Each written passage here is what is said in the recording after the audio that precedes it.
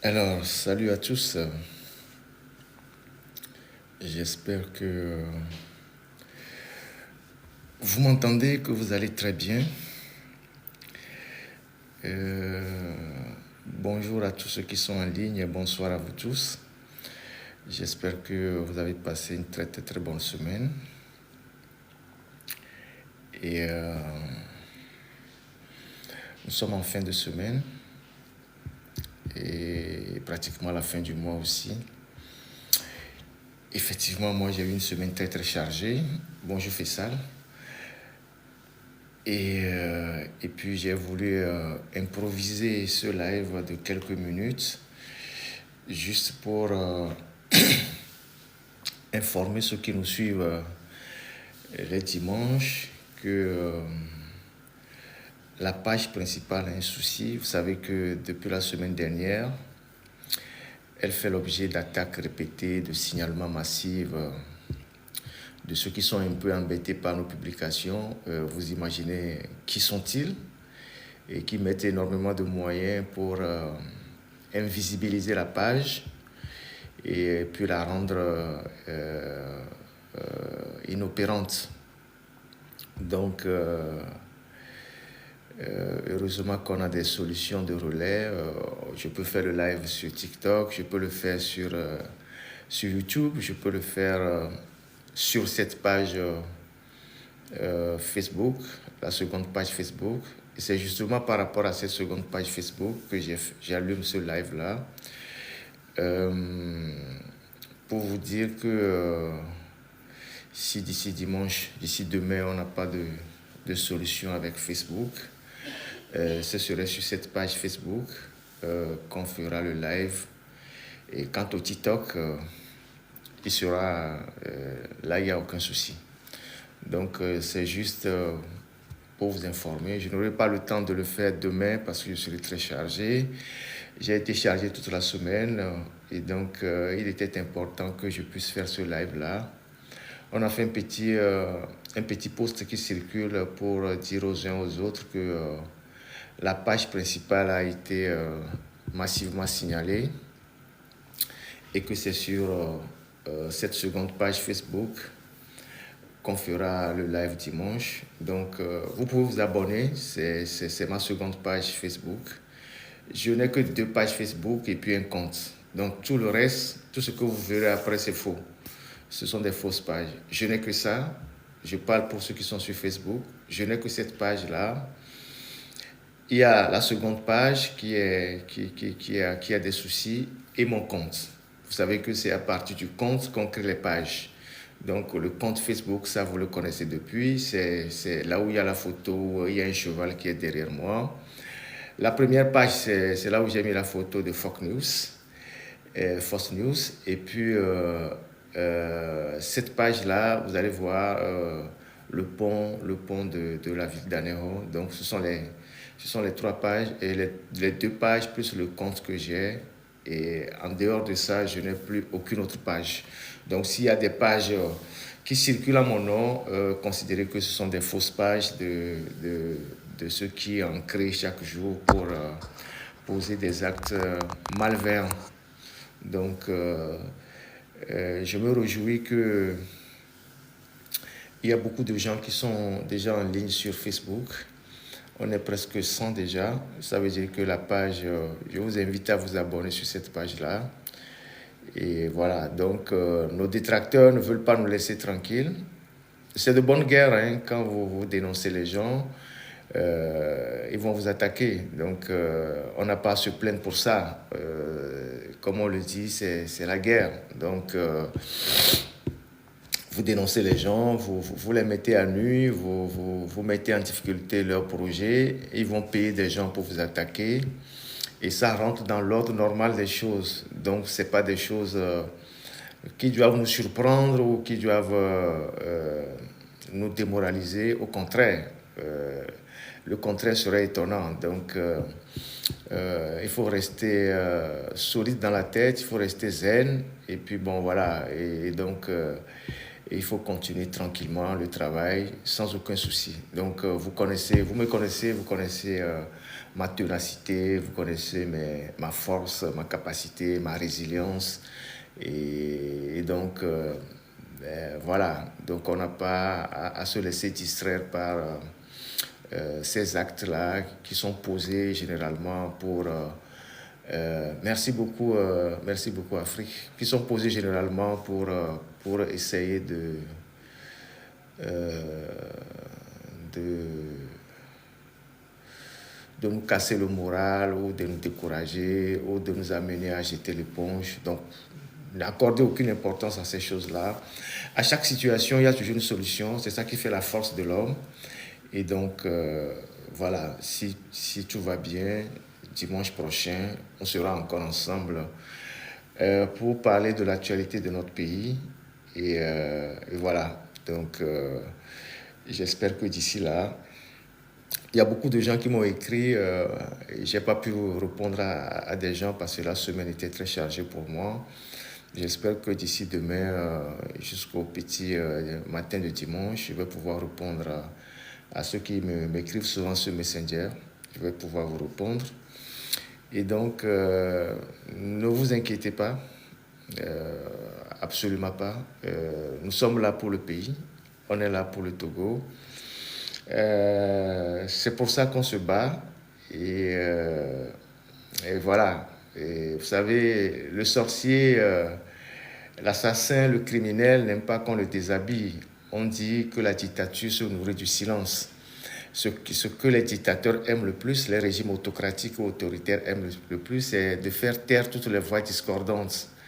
Et c'est de réduire au silence toutes les voix discordantes, la presse, les organisations de la société civile. Merci beaucoup, Peter. Les avocats, les organisations des droits de l'homme.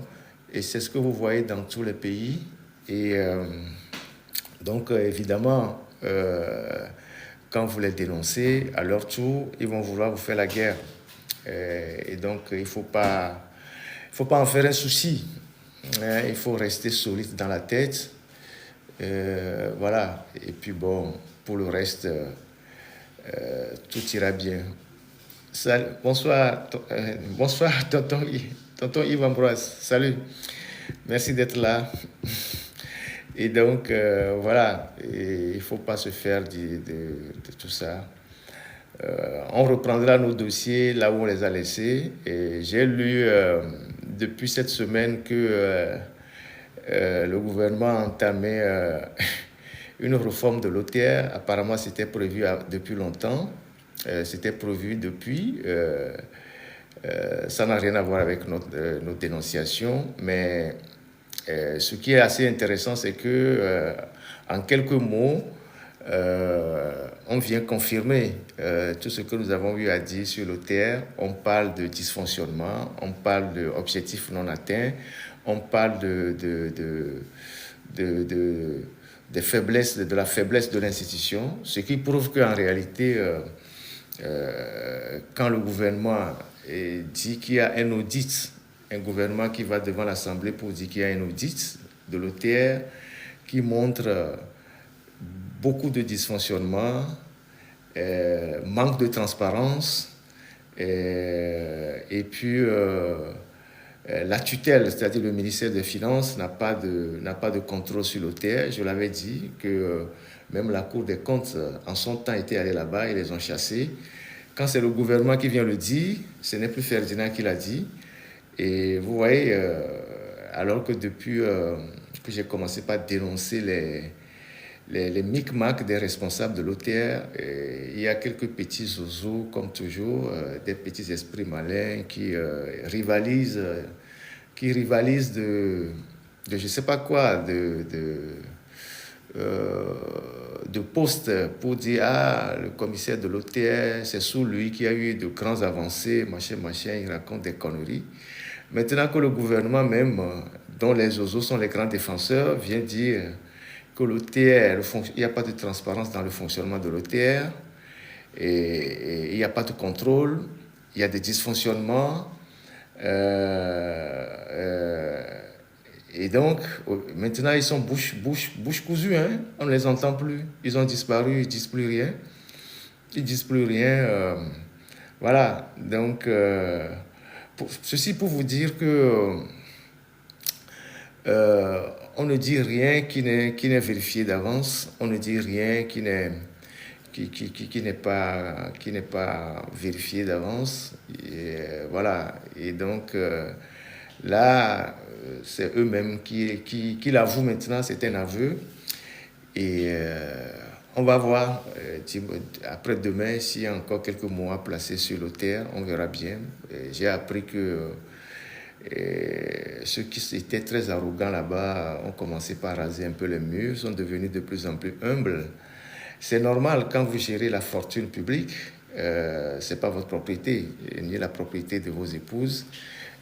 C'est la fortune publique, ça appartient à toute la République. Voilà. J'ai posté sur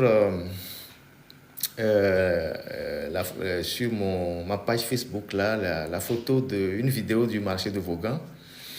Une vidéo du marché de Vaughan. Vous voyez l'état du marché de Vaughan. Bon, quand j'étais encore à Lomé, de temps en temps, j'allais dans ce marché-là qui s'appelle marché Gbeke. Donc, j'allais dans ce marché-là pour faire mes courses. Et vous voyez l'état de ce marché, alors que le marché de Vaughan fait partie des marchés de première catégorie. Vous savez, il y a 5 ou 6 marchés de première catégorie par rapport à leur importance, à leur taille et puis aux ressources que ces marchés génèrent. Donc, vous avez le grand marché de Lomé, donc à Daoulato et tout son environnement là. Vous avez le marché de Vaughan, qui est un marché de première catégorie. Vous avez le marché d'Agnier, qui est un marché de première catégorie aussi. Vous avez le marché de Ketao, qui est un marché de première catégorie aussi. Et vous avez le marché de Saint-Cassé. Et ce sont les... Je ne sais pas s'il y a le marché de Gléy dedans, mais bon, pour Gléy, je ne sais pas trop. Mais ce sont les marchés de première catégorie qui attirent la clientèle qui vient de tous les autres pays et qui sont animés, fortement animés et qui génèrent énormément de ressources. Donc, regardez l'état du marché de Vaughan. En dehors de 5 ou 6 hangars qui ont été construits dans ce marché-là, le reste, ce sont des je ne sais pas comment on dit, ce sont des huttes. Le jour où il y a un petit incendie là-bas, tout le marché va partir en fumée. Ce sont des abris de fortune que les femmes ont érigés. Et quand il pleut, dans ce marché de Vaughan, c'est la croix et la bannière. Et pourtant, les gens là-bas, à Vaughan, nous ont dit voilà, qu'ils sont là. Ouais, je pense que c'est les vendredis que le marché de Vaughan s'anime. Oui, je pense bien. Salut Marine, merci d'être en ligne. Et donc, ce marché de Vaughan, pendant la campagne, on a fait croire aux gens que, ouais, on va faire des réalisations. Et vous voyez que la première ministre, Madame Tomega, elle est native de la localité. Et elle a passé presque une dizaine d'années au ministère du Développement à la base. Après, elle est Premier ministre depuis 3 ou 4 ans. Elle a été incapable non seulement de faire une route pour aller dans son propre village, donc une route qui part de Glidi, qui traverse... je sais pas, Zalivé, tout ça, pour aller dans son village à Baroubé pour déboucher sur Togoville. Et non seulement elle a été incapable de faire une route, mais elle n'a pas été capable de construire un marché moderne à Vaughan. Et pourtant, elle fait 10 ans, elle a fait presque 10 ans au ministère du Développement à la base. Et c'est elle qui avait la responsabilité de construire les marchés. Elle n'a fait que quelques hangars, je pense 4 ou 5 ou 6 hangars dans le marché de Vaughan.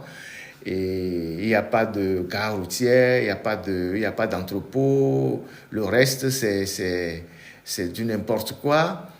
Et ensuite, voilà, à la dernière élection, on a entendu un avocat qui dit « Ah voilà, je soutiens ma sœur, je suis rentré dans UNIR parce que ma sœur fait de bonnes choses à Vaughan, il faut la soutenir et tout ça. » Et voilà le marché de Vaughan. Voilà l'état dans lequel... Voilà, ok, merci beaucoup pour la précision. Effectivement, je pense que c'est le vendredi que j'allais dans ce marché. Merci beaucoup, De Vegas. Donc, le marché de Vaughan qui est dans un état de délabrement total, vraiment de délabrement total. Et donc, les autres marchés sont pareils. Lorsque vous quittez Lomé, vous allez au marché de Gléy, qui est un important marché, le marché de Gléy. C'est aussi un marché où on a construit quelques 2 ou 3 hangars. Le reste, c'est des petits clés et tout ça. Et après, vous allez au marché de Agnier, qui est un très, très, très grand marché. C'est le même constat, toujours une catastrophe. Après, vous allez au marché de Ketao. Je ne suis jamais allé à Ketao. Je sais pas, je ne peux pas décrire le marché de Ketao, mais je sais que ça ne doit pas être vraiment un très grand marché, un marché moderne. Il y a certainement quelques hangars, comme partout ailleurs. Et à la fin, vous allez au marché de Sinkassé, qui est un pôle économique assez important au nord du Togo. Vous savez que Sinkassé, c'est à partir de Sinkassé que beaucoup de marchandises sont projetées à la fois vers le Bénin, vers la Côte d'Ivoire, vers le Niger et vers le Burkina et le Mali. Donc Sinkassé, c'est un carrefour assez important. Et quand vous arrivez à Sinkassé, ce qui vous frappe premièrement, c'est le dynamisme de l'économie locale. Et puis après, vous avez toutes les banques qui sont à Lomé sont à Sinkassé, mais il n'y a pas toutes les banques à Dapaon. Vous avez toutes les banques qui sont à Sinkassé, mais vous n'avez pas toutes les banques qui sont à Dapaon. Donc, toutes les agences des banques sont à Sinkassé parce que c'est un pôle économique assez solide. On aurait pu mettre des infrastructures assez modernes à Sinkassé pour vraiment booster l'économie locale. Mais il n'y a rien du tout. Et donc, aujourd'hui, après 20 ans de pouvoir de Faure Gnassingbé, si on fait le bilan, il n'y a pas grand-chose à mettre sous la dent en termes d'infrastructures modernes. C'est maintenant qu'on vient nous agiter un foulard en disant « Ah, le Togo prend 20 milliards de la BOAD pour construire une cité administrative ministérielle ». Le Bénin n'a pas attendu de faire du bruit en un mandat, un deuxième mandat pour construire une très grande cité administrative.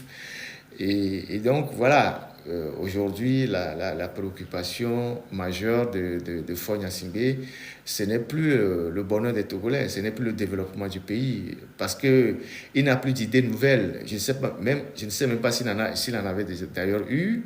Il n'a pas de vision. Il gère le pays comme une société personnelle, au cas par cas, selon ses humeurs. Et après 20 ans à tourner en rond, ce n'est pas après 20 ans qu'il fera le miracle, parce qu'un système qui fait 1 mandat, 2 mandats, 3 mandats, il ne peut plus rien faire. Si au cours de ces 4 mandats, il n'a pas pu faire grand-chose, ce n'est pas en cherchant le 5e, 6e, 7e mandat qui fera le miracle. En réalité, ce qui importe aujourd'hui pour Faure Gnassingbé, c'est de garder le fauteuil présidentiel le plus longtemps possible. Et tout l'investissement qu'il va faire, c'est pour sécuriser son fauteuil. On n'attend plus rien, on n'attendra plus rien de lui. Ils vont poser peut-être quelques petits actes, des petits projets mineurs pour rafistoler un certain nombre de choses, comme ce qu'ils ont fait à...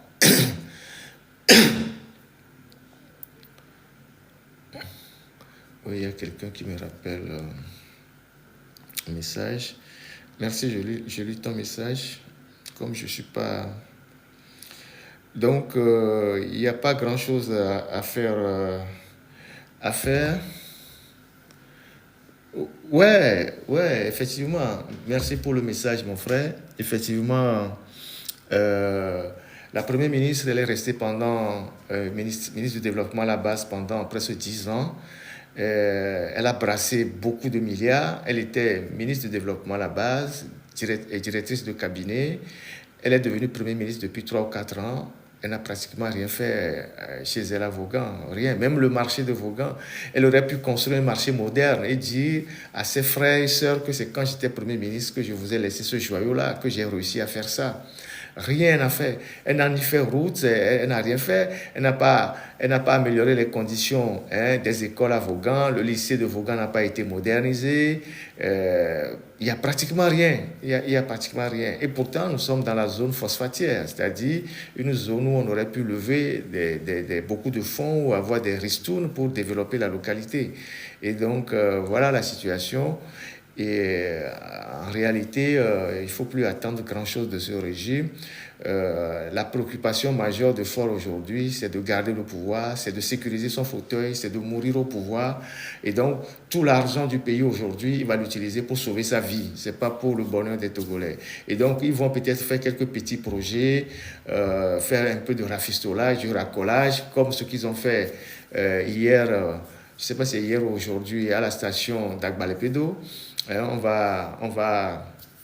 va lancer un poste de police ou un commissariat à la station, une station qui est totalement un dépotoir, une poubelle à ciel ouvert, une gare routière qu'on a été incapable de construire pendant 20 ans. Il n'y a même pas de pavé. Quand vous voyez les photos, le ministre est allé pour inaugurer le commissariat. Vous avez vu les policiers qui étaient à garde à vous. Le sol, il y a des ordures. Vous voyez en même temps, l'endroit est tellement sale. Et c'est là-bas qu'on inaugure un commissariat. J'espère que ce n'est pas un nouveau poste de raquette pour les policiers. De toute façon, ça montre que le système est planté et que les gens qui gouvernent le pays n'ont plus d'initiative, n'ont plus d'idées nouvelles. Ils vont juste racoler les choses, rafistoler les choses. Mais il n'y aura rien de nouveau en réalité parce que le système lui-même n'a pas réussi à se régénérer. Et donc là, celui qui incarne le système, sa préoccupation majeure aujourd'hui, c'est sa sécurité, c'est comment préserver sa vie pour mourir au pouvoir. Donc, toute la fortune du pays, il va l'investir pour ces beaux vieux jours. Et vous allez le voir de moins en moins. Peut-être que même les voyages, il va les diminuer parce que son projet véritablement ne passe pas. C'est pour ça qu'ils ont encore initié une campagne de sensibilisation. Vous allez voir que, pardon, toute la semaine qui est passée, les ministres ont envahi les médias. Les ministres ont envahi les médias pour soi-disant expliquer la nouvelle constitution ou la 5e République aux populations. Voilà des gens qui ont adopté une constitution, qui ont dit que la constitution qu'ils ont adoptée est le reflet de la volonté du peuple togolais.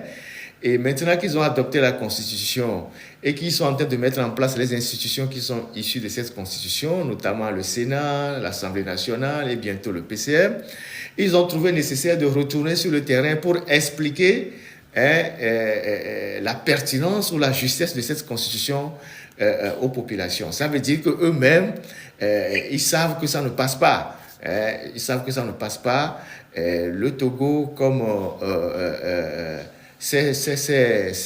comment je dirais ça comment on appelle ça, et ces territoires proconsuls de l'AES là, c'est la même logique, c'est-à-dire que ce soit dans les 3 pays de l'AES et le Togo, je vous ai dit que c'est le laboratoire. Le laboratoire, c'est à Lomé, et là-bas, c'est les effets qu'on voit. Donc, on a décidé de supprimer les élections, le suffrage universel, le suffrage direct. Donc, au Burkina, on a supprimé les élections. Au Niger, on vient d'investir le général là, sans élection. Au Mali, ce sera pareil. Et au Togo, on a supprimé aussi les élections. À la limite, à la différence qu'au Togo, on a essayé d'habiller ça. Donc, dans les 4 pays là, c'est-à-dire les 3 pays officiellement de l'AES et le pays officieux qui est le Togo, c'est le même rythme. C'est-à-dire, on a décidé de supprimer les élections. Et je trouve quand même ahurissant que des gens qui sont des démocrates togolais, qui disent qu'ils se battent pour le changement au Togo, supportent ce qui se passe dans les autres pays où on a supprimé les élections, où on a dissous les partis politiques, où on a dissous les associations de la société civile, où on a arrêté les journalistes, et donc il n'y a pas de contre-pouvoir, et donc on bascule dans l'autoritarisme total. Et des gens qui disent qu'ils luttent contre l'autoritarisme au Togo de Faure Gnassingbé sont les premiers soutiens de ceux qui font pareil de l'autre côté dans le Sahel. Vous voyez comment nous n'avons pas de principe, on n'a pas je sais pas, on n'a pas de valeur. On va à gauche quand il faut aller à gauche, on va à droite quand il faut aller à droite. Et c'est ça qui est vraiment dommage pour nous les Togolais, parce que on a l'impression que au-delà du fait qu'on n'a même pas d'identité, nous ne sommes pas capables de porter des convictions, de porter des idées, de dire voilà ce qu'il nous faut. Ce qu'il nous faut au Togo, les gens le résument en disant la démocratie. La démocratie, c'est un ensemble, mais ce qu'il nous faut, c'est un état de droit, un véritable état de droit. L'état de droit, c'est le système qui permet de garantir la liberté de chacun, les droits de chacun, de manière à ce que quand tu es brimé ou tu as des problèmes, tu peux saisir les instances, tu peux saisir la justice, tu peux faire ci, tu peux avoir des recours. Voilà, ce qu'il nous faut, c'est véritablement un état de droit. Voilà, et c'est là où les autres nous dépassent, vous voyez. Et donc, aujourd'hui, Faure a supprimé les élections et les a convertis en un mode de désignation dont lui seul a le secret. C'est-à-dire, moi-même, je choisis les sénateurs qui me choisissent moi-même après comme président du conseil, je ne sais pas comment ils appellent ça, PCM, président du conseil des ministres, vous voyez, l'équivalent du premier ministre. Alors que dans tous les pays où il y a véritablement un régime parlementaire, le Premier ministre lui-même, il est déjà un élu avant de se faire choisir par les autres élus. Il est d'abord un élu, que vous soyez en Inde, qu'on soit en Italie, en Israël, en Grande-Bretagne, ou je ne sais où encore, le Premier ministre ou bien le président du Conseil, comme eux-mêmes le disent, c'est d'abord lui-même un élu. C'est comme la formule qu'on connaît pour le Vatican, de primus inter pares, vous voyez, c'est-à-dire le premier entre les pairs, ou bien le premier parmi les pairs, primus inter pares, c'est-à-dire tu peux pas être pape si tu n'es pas un cardinal. Mais Faure, il veut être pape sans être cardinal. Vous voyez, c'est ça la triste réalité de ce qui se passe dans notre pays. Et il y a des gens qui ont fait des études de juristes et qui essayent d'expliquer et de soutenir ces conneries-là. Ça sort de l'entendement. Ça sort totalement de l'entendement. Vous voyez, c'est ça qui est extrêmement surprenant dans...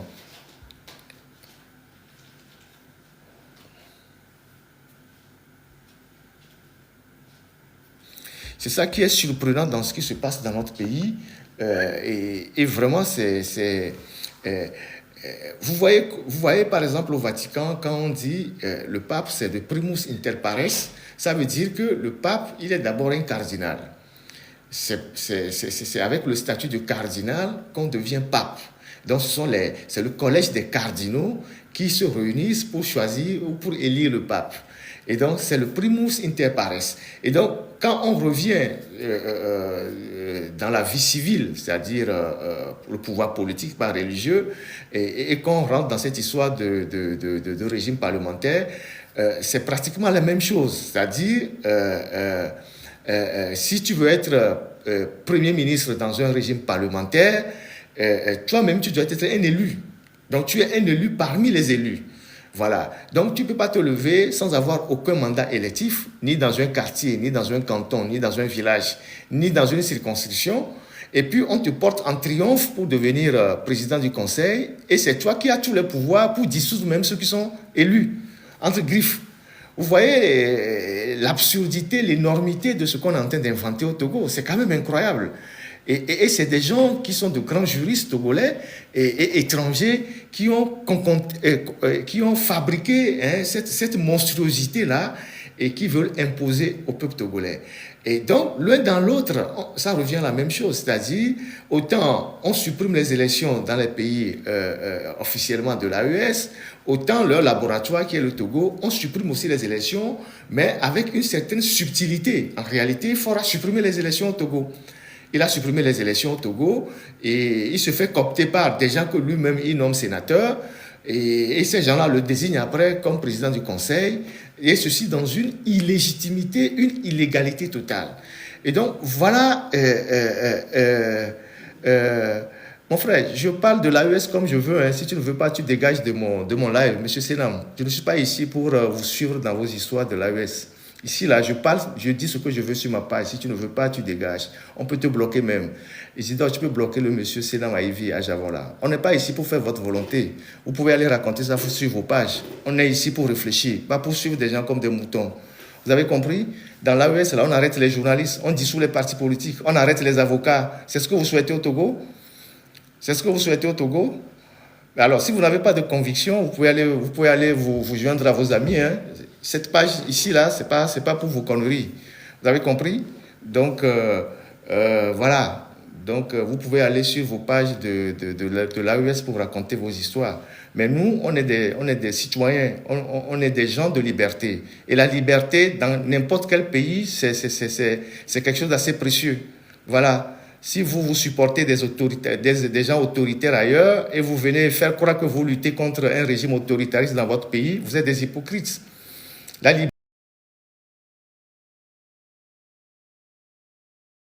liberté, elle est universelle. Qu'on soit en France, aux États-Unis, qu'on soit en Chine, qu'on soit, je ne sais pas, au Mali, au Burkina, quand on arrête les opposants, quand on arrête des journalistes, quand on arrête des avocats, si vous êtes vraiment quelqu'un qui est porté vers la liberté, vous devez vous inquiéter. Alors ici, c'est la réflexion. On ne suit pas les gens. Vous avez compris?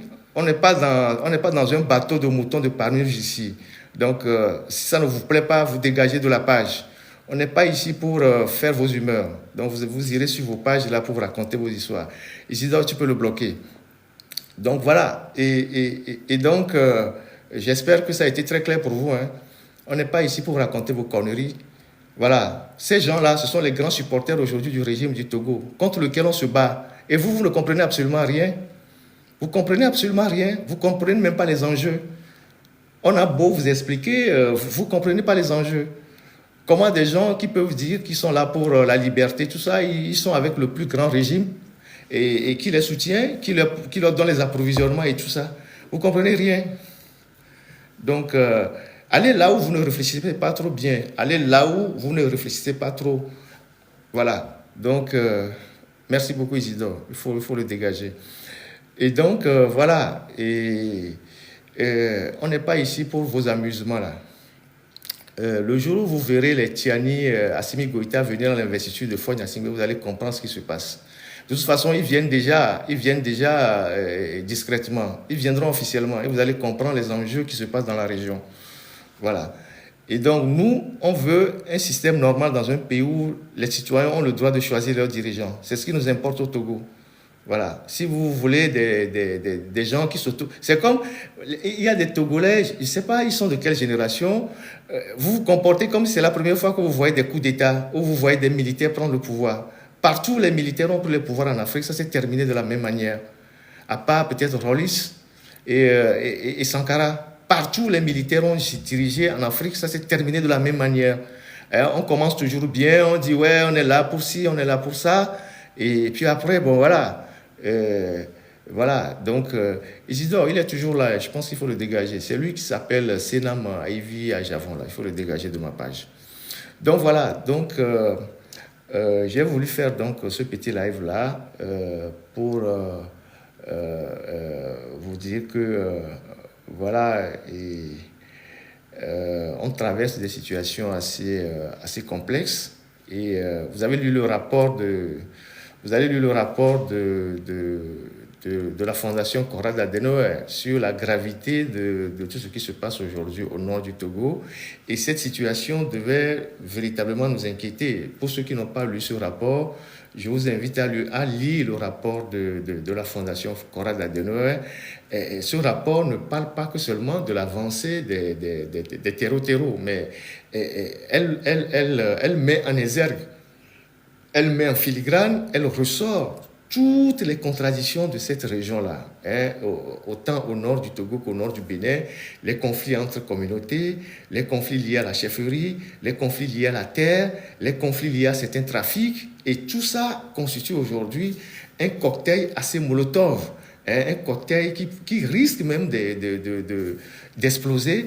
Et je vous invite à lire ce rapport de la Fondation Konrad Adenauer. C'est un rapport assez bien fouillé et qui relève même des choses que nous, parfois, on ignore ou des choses qui nous échappent. Et vous allez voir cette région comme une région peut-être harmonieuse, mais ce rapport nous ressort tous les problèmes qu'il y a dans cette région aujourd'hui et qui risquent, si on y prend garde, de constituer un terreau fertile à des conflits assez énormes pour la stabilité de notre pays. Donc, je vous invite à lire ce rapport-là, à lire ce rapport de la Fondation Konrad Adenauer. Elle dit tout, il dit tout, ce rapport dit tout. C'est véritablement bien fouillé et notre problème, c'est qu'on ne lit pas beaucoup. On ne s'informe pas, on ne se renseigne pas, on ne lit pas beaucoup. Isidore, je ne sais pas si tu as le lien du rapport, tu peux le mettre dans le chat pour les gens. C'est 45 pages, mais très, très, très bien, très dense, très pertinent. Et je pense qu'il faut s'approprier ce rapport-là, le lire et comprendre les enjeux de ce qui se passe aujourd'hui dans cette région-là et le risque que cela peut fragiliser l'unité de notre pays. Donc, moi, je dis chapeau aux gens de Konrad Adenauer qui ont fait un travail assez bien fouillé. Donc, voilà, moi, là, ce que j'ai voulu faire dans ce live rapidement improvisé. En fait, je le fais juste pour relancer la page de Facebook. Et donc, je vous remercie tous ceux qui sont restés jusqu'à présent. Et je tiens à vous préciser que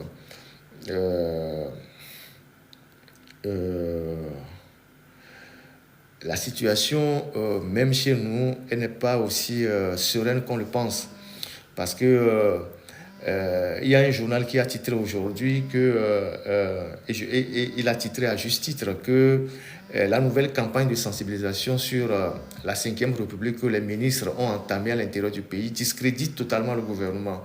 Je ne sais pas quel était le titre réel, mais je pense que c'est un truc comme ça. Et je pense que ce journal a totalement raison, parce que vous ne pouvez pas aujourd'hui débloquer de l'argent, envahir les médias, faire des tournées sur l'ensemble du territoire pour dire que vous êtes en train d'expliquer la 5e République aux gens. Et ça devait être fait en amont. Et donc, ça prouve qu'il y a un grain de sable dans la machine. On sait très bien que cette volonté d'imposer cette constitution, ça ne passe pas. Et dans le pays, il y a une colère qui est là. Même dans les milieux diplomatiques, les gens ne comprennent pas cette nouvelle trouvaille des Togolais. Voilà. Et donc, voilà, c'est pas un truc. C'est pas. Un instant.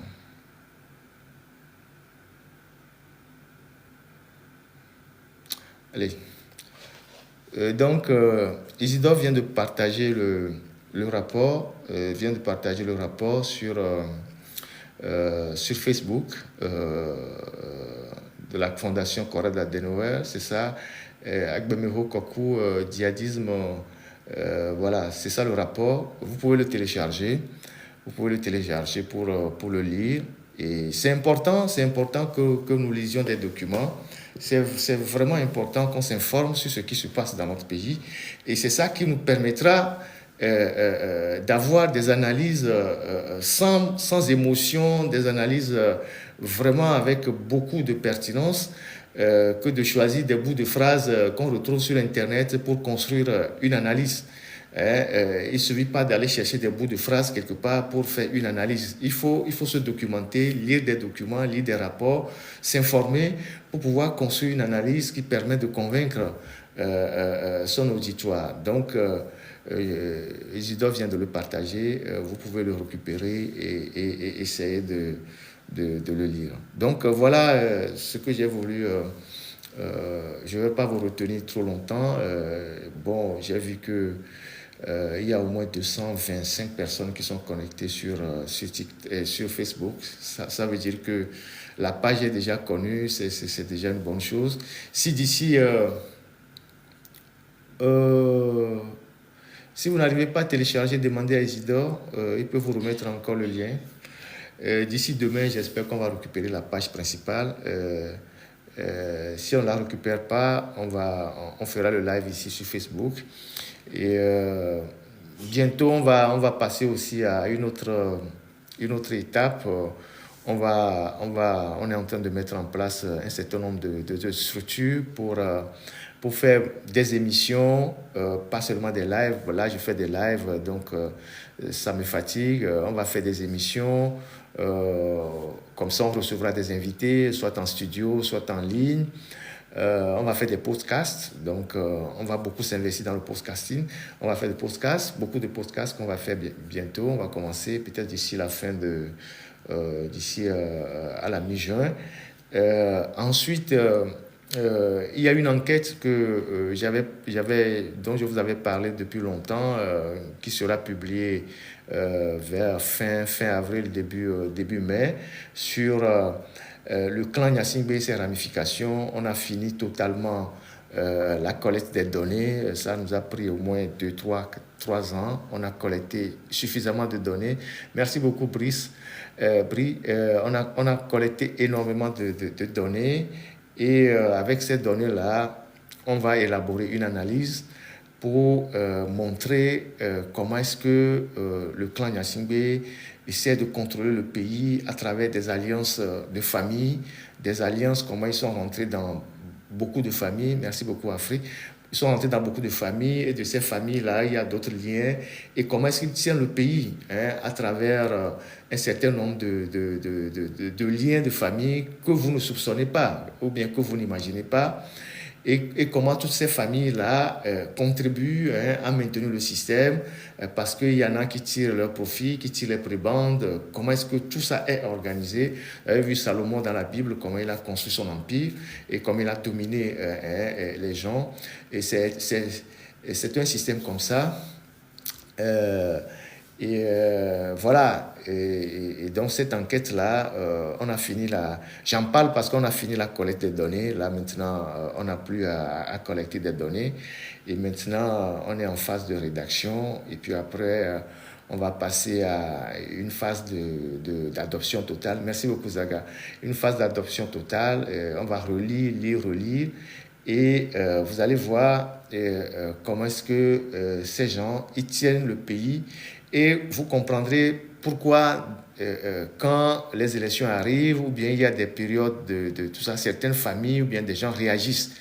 Et vous comprendrez le comportement de certaines personnes dans le pays. Donc, c'est une enquête très importante qu'on essayait de faire depuis longtemps. Et je suis très content de vous dire qu'on a fini de collecter les données. Maintenant, on va passer à la rédaction. Et ça serait très intéressant que vous voyez comment les choses se passent dans le pays. Donc, voilà ce que j'ai voulu partager avec vous ce soir. Bon, l'histoire du marché de Vaughan, je l'ai ramassé vite fait parce que j'ai passé la vidéo là. Et voilà, donc j'espère qu'on va se retrouver dimanche, si tout va bien, pour passer 2 ou 3 heures de live et parler encore il y a un compatriote qui me bombarde de questions.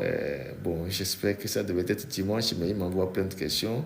C'est concernant les marchés. Il dit, pour les marchés, on va revenir sur ça. Elle parle de la Première ministre. Elle se promène pour inaugurer les marchés. En plus, elle menace les gens qui s'activent à nommer des gens en désordre pour maintenir son...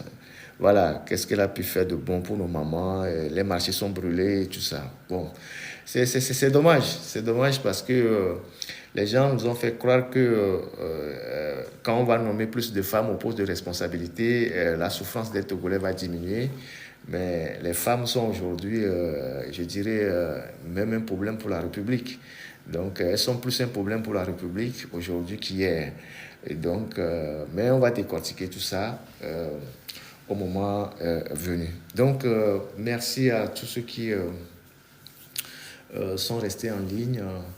Et pour ceux qui sont sur Facebook, abonnez-vous à cette page-là, à cette page de relais. C'est notre page de secours. Et abonnez-vous. Si on ne retrouve pas la page principale, c'est sur ça qu'on fera le live. Pour TikTok, il n'y a aucun souci. Et je vous souhaite une très bonne soirée. Et on reste en contact. Et Isidore, est-ce que tu as une préoccupation que tu peux me remonter? Si il n'y en a pas, je peux mettre fin au live.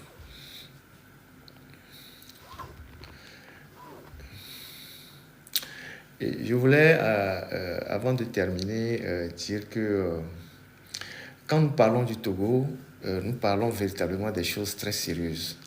Alors, les Togolais qui sont habitués à venir divertir les gens dans les lives, ou bien qui viennent dire aux gens, vous pouvez parler de ce sujet, mais ce sujet ne parlez pas.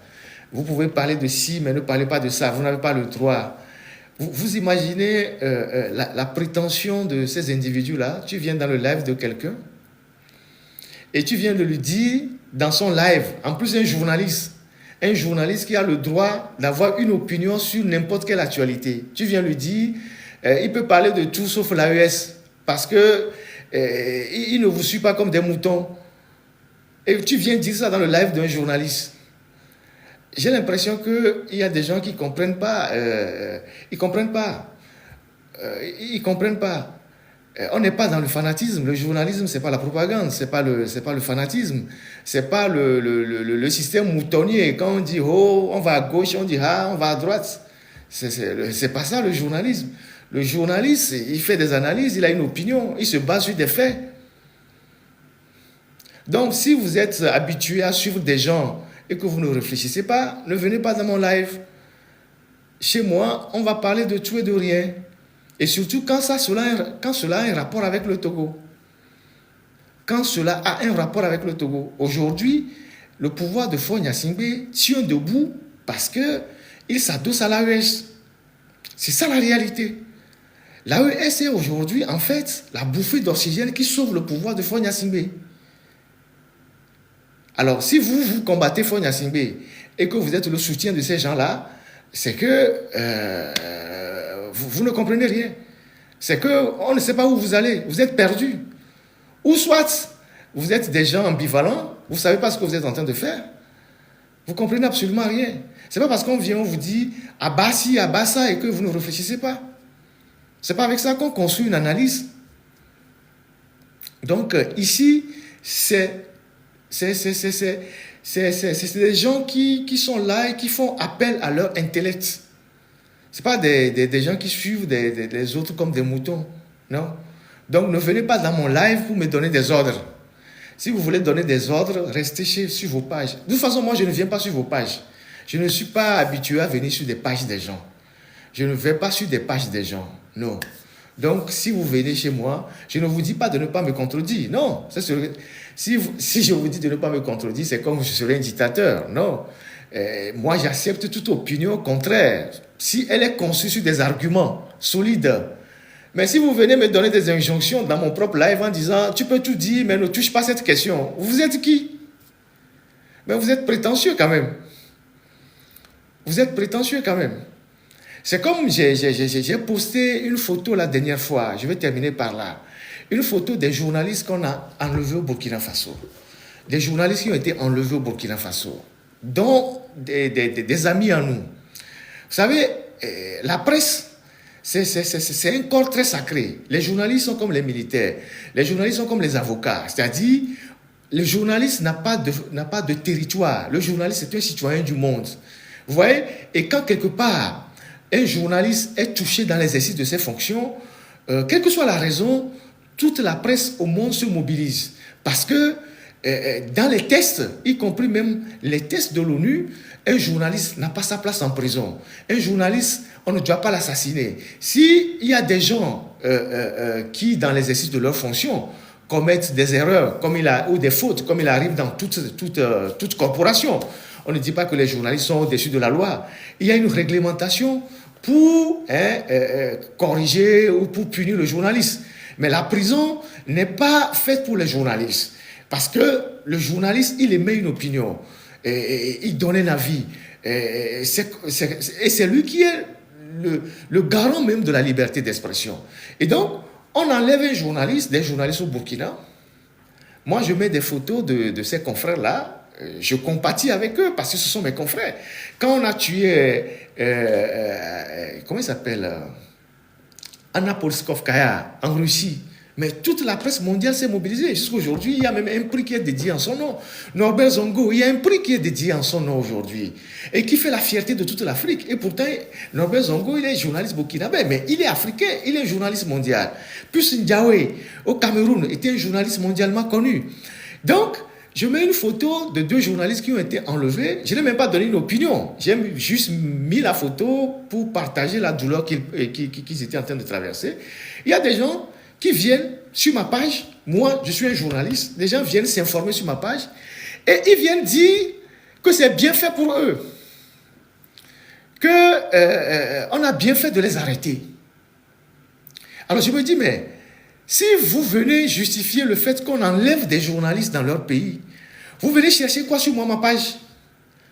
Parce que ce qui arrive à ces journalistes-là, la même chose m'est arrivé. À supposer que j'avais trouvé la mort avec tout ce que j'ai traversé. Mais vous viendrez sur ma page vous informer. Vous venez sur ma page dire, ah Ferdinand, tu fais un bon boulot, c'est grâce à toi qu'on s'informe. Et les autres font pareil dans leur pays. On les arrête et vous venez dire, non, on a bien fait de les arrêter. Parce qu'il y a un capitaine quelque part qui ne supporte pas la contradiction, il enlève n'importe qui, les envoie au front, et vous estimez qu'il fait une bonne chose qu'on ne doit pas l'arrêter. Mais vous connaissez la réglementation vous connaissez les textes qui réglementent la fonction des journalistes, hein? Même jusqu'aux documents de l'ONU. Vous savez ce que les documents disent? Vous savez les documents qui encadrent la fonction des journalistes. On ne dit pas que les journalistes sont au-dessus de la loi. Mais partout où on inquiète un journaliste, nous devons être inquiétés. Parce que quand on aura fini d'arrêter les journalistes, parce que les journalistes, eux, ils ont plus de privilèges que vous. Quand on aura fini d'arrêter les journalistes, on va vous arrêter vous, qui n'êtes pas journaliste. On va arrêter après les avocats, on va arrêter les responsables de la société civile, on va arrêter les syndicalistes. C'est comme cette grande pensée de Niemöller qui dit, quand on est venu arrêter celui-ci, je n'ai rien dit, quand on est venu prendre celui-ci, je n'ai rien dit, quand on est venu prendre celui-ci, je n'ai rien dit, et finalement, on est venu m'arrêter et il n'y avait personne pour me défendre. Donc, partout où les gens sont brimés dans leurs droits, nous devons nous en inquiéter, quelle que soit la nature du régime, quelle que soit la nature du régime. Mais si moi, on m'avait tué au Togo, on aurait pu donner tous les arguments. On va dire, ah, c'est quelqu'un qui est au service des impérialistes, c'est pour ça qu'on l'a tué. C'est quelqu'un qui est au service d'une puissance étrangère, c'est pour ça qu'on l'a tué. Tout régime qui arrête quelqu'un a un argument pour l'arrêter. Et parfois, c'est des arguments faux. C'est de faux arguments qui permettent d'arrêter quelqu'un parce que la personne dérange. Moi, là où je suis sous mandat d'arrêt international. Mais j'ai fait quoi au Togo, par exemple, pour être sous mandat d'arrêt international? Parce que j'ai donné une opinion. Ça veut dire que là où je suis aujourd'hui, j'ai des restrictions même sur le plan mondial. Je ne peux pas voyager tranquillement. Je suis traqué par le régime togolais. J'ai fait quoi pour être sous un mandat d'arrêt international? Alors, quand nous dénonçons l'arbitraire dans certains pays, nous ne pouvons pas nous réjouir parce qu'on a arrêté quelqu'un dans un pays. Ce n'est pas normal. Et vous voyez, on arrête les gens, vous ne dites rien. Demain, c'est vous, on va vous arrêter, personne ne dira rien. Donc, si vous avez des principes, vous les défendez, quel que soit le pays dans lequel ces principes sont violés. Si vous avez, je ne sais pas comment, vous avez des convictions, vous les défendez, quel que soit le pays dans lequel ces convictions ont été mises à mal. Donc, ce n'est pas une question d'un pays ou d'un autre pays. Aujourd'hui, aux États-Unis, il y a toute une organisation qui est en train d'être mise en place parce que l'actuel président des États-Unis est en train de donner un sérieux coup à la liberté de presse dans ce pays, qui est un droit sacré. Donc, on est en train de licencier les gens dans les médias, on est en train de priver les gens de subventions. Donc, c'est un combat que les gens sont en train d'organiser aujourd'hui. Et donc, les gens qui ont la liberté de parler et de parler au nom de ceux qui n'ont pas la voix, quand on commence par les liquider, vous devez vous inquiéter. Donc, voilà ce que moi j'ai voulu partager avec vous. Et moi, quand il y a des gens comme ça qui viennent faire de ces genres de commentaires sur ma page, je les enlève tout de suite. Si vous n'aimez pas les journalistes, si vous supportez les gens qui tuent les journalistes, si vous êtes amis aux gens qui envoient les journalistes en prison, qui les arrêtent, quels que soient les arguments, vous ne venez pas vous informer sur la page d'un journaliste. Si vous êtes amis à des régimes autoritaires qui écrasent la presse, qui écrasent les journalistes, qui envoient les journalistes en prison, mais ne venez pas sur la page d'un journaliste pour vous informer. Allez sur la page de celui qui est l'autocrate pour vous informer sur sa page. Parce que ce soit là-bas ou ici, c'est cette liberté dont je jouis, que les autres aussi jouissent, qui nous permet de venir vous informer. Lorsqu'on en est privé, on ne peut plus vous informer de quoi que ce soit.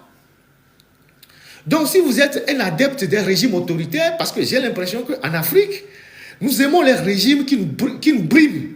Nous, les Noirs, nous les Africains, on aime les régimes qui nous écrasent. Hein? On applaudit des gens qui arrivent et qui mettent les fusils sous la tempe, qui mettent les bérets comme ça et qui marchent et puis on est content. Nous les Africains, c'est ça. Comme si on n'a jamais vu de régime militaire. Depuis les indépendances là, les militaires, on compte le nombre de fois que les militaires ont géré nos pays. Il y a dans certains pays, les militaires ont été au pouvoir pendant 40 ans, 45 ans. Ils n'ont fait que des coups d'État. Ça a changé quoi? Et donc, il y a une génération, je pense que c'est la génération de 1980, les générations des jeunes de 2000 qui n'ont pas vécu les coups d'État en Afrique, qui pensent que les militaires, dès qu'ils arrivent là avec leurs bérets et leurs fusils là, c'est des sauveurs. Si les militaires devaient sauver l'Afrique, depuis qu'ils font les coups d'État, depuis des années, depuis l'indépendance, ils font les coups d'État, l'Afrique devait être le continent le plus avancé. Et puis on oublie qu'au Togo, c'est un coup d'État qui nous a mis dans une situation comme ça.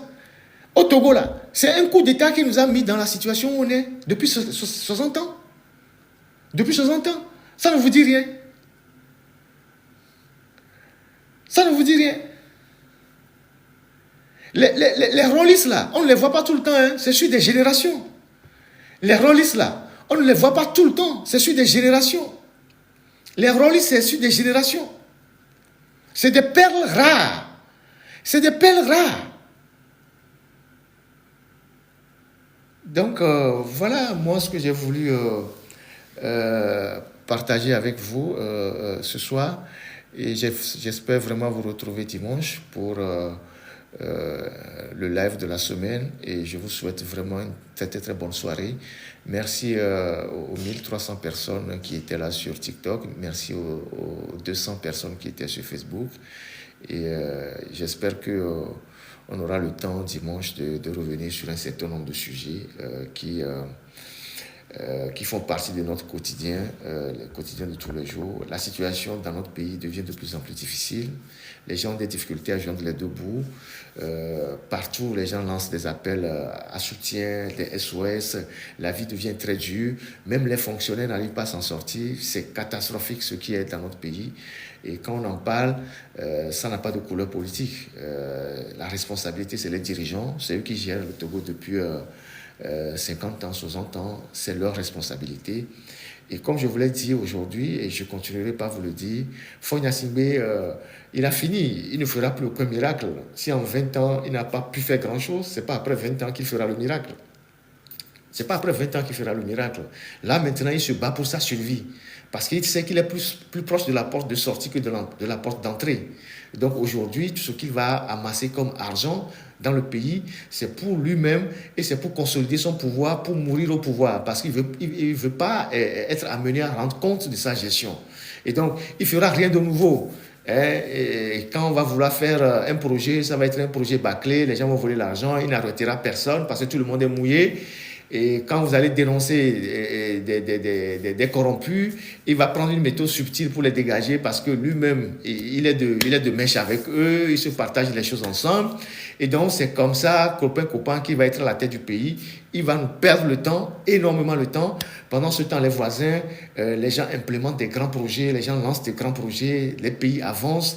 Et chez nous, tout stagne. Et tout va continuer par stagner parce que le bonhomme, il n'a plus grand-chose à donner au pays. En 20 ans de pouvoir, il est totalement éreinté, il est avachi et il n'avait même pas de vision. Et donc là, ça va être compliqué pour lui. Donc voilà, merci à vous tous. Merci pour avoir partagé ce petit moment avec moi.